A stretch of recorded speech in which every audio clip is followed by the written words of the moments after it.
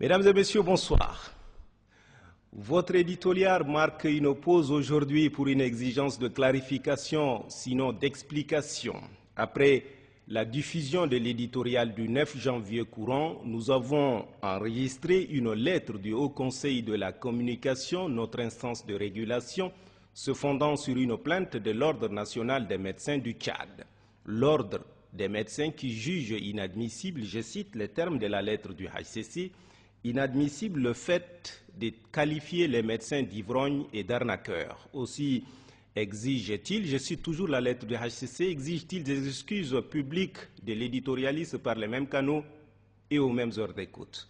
Toujours dans la même lettre, cette fois-ci, le HCC estime que, et je cite à nouveau, la dénonciation des pratiques négatives dans le secteur de la santé, principal thème de l'éditorial, ne doit en aucun cas donner lieu à des généralisations qui occultent des louables et nobles efforts fournis par la profession dans la prise en charge des malades ainsi que de nombreux autres facteurs limitant la prestation des services de santé. Il serait par conséquent utile, poursuit le HCC, de revenir sur la question en nuançant les jugements souvent péremptoires. Fin de citation. Visiblement, c'est un double malentendu, doublé d'une difficulté manifeste de discernement.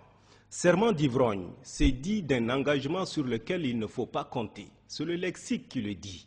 Affirmer que le serment d'Hippocrate est devenu serment d'ivrogne ne signifie pas que les médecins sont des ivrognes.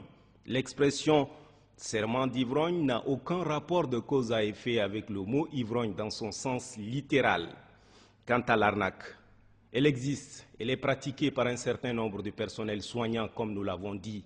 Elle porte sur toute la chaîne du corps médical et paramédical. À ce niveau, je persiste, je maintiens qu'il se pratique de l'arnaque dans nos hôpitaux. À l'ONRTV, l'éditorial dépeint le Tchad tel qu'il va ou tel qu'il ne va pas. Il se veut une incitation volontariste à mieux faire aujourd'hui plus qu'hier, mieux faire demain plus qu'aujourd'hui afin de tenir les promesses de la Renaissance. Aussi, contrairement à la position du HCC, nous pensons, nonobstant les louables efforts fournis, si tant les efforts étaient-ils si louables, le chef de l'État se serait-il impliqué au point d'en tenir une réunion mensuelle depuis septembre 2011. Les cadres de riposte contre les épidémies cycliques jamais apprêtés à temps, les indicateurs sont mauvais, c'est une vérité de la palisse. Sortons les chiffres.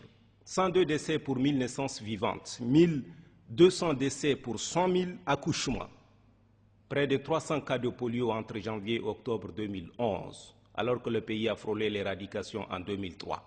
Les chiffres sifflent, et ce, malgré les investissements colossaux de l'État, des partenaires et la volonté manifeste du président de la République de faire appliquer la gratuité des soins des consultations d'urgence, les consultations prénatales, et la prise en charge entière et gratuite des maladies virales. Il n'a jamais été question non plus d'occulter ou de généraliser des pratiques blâmables au demeurant répandues sur tous les bords. Nous ne voyons pas non plus par conséquent des jugements péremptoires, ce sont des vérités assassines et nous n'entendons plus faire le ventre mou, tout comme nous ne confondrons jamais réflexe et réflexion. Le journalisme d'investigation est un genre journalistique dont on gagnerait à s'acclimater, l'objectif ultime étant de participer à la gestion rationnelle et équitable des ressources humaines et matérielles de notre pays, qui, après tout, est un patrimoine commun. Vivement lundi prochain.